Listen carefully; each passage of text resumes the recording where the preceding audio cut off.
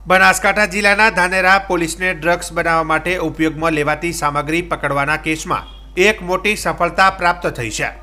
Dhanera police જ્યારે પેટ્રોલિંગમાં હતી ત્યારે ધાનેરા નેનાવા બોર્ડર પાસે ધાનેરા પોલીસે વાહન ચેકિંગ દરમિયાન એક પિકઅપ ડાલાની તપાસ કરતા પોસ્ટ ડોડા ઝડપી પાડ્યા હતા, જેનું વજન કરતા 140 કિલો પોસ્ટ ડોડા ઝડપ્યા હતા, જેની માર્કેટ કિંમત 4 લાખ થવા પામી છે। ટોટલ મુદ્દામાલ 9 લાખની સાથે એક આરોપી ઝડપી આગળની કાર્યવાહી હાથ ધરાઈ છે।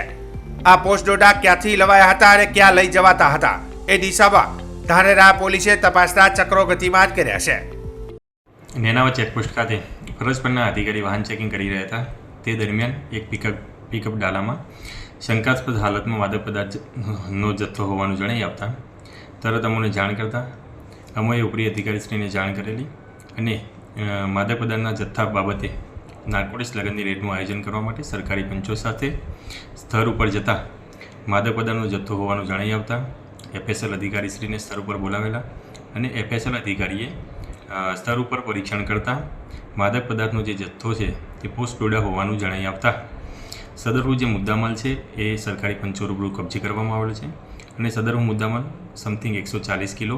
4 લાખ રૂપિયાનો મુદ્દામાલ મળી આવેલું અને ટોટલ 9 લાખ રૂપિયાનો મુદ્દામાલ કબજે કરી એક આરોપીને અટક કરવામાં આવેલો છે અને હાલ કાયદેસરની કાર્યવાહી ચાલુમાં છે।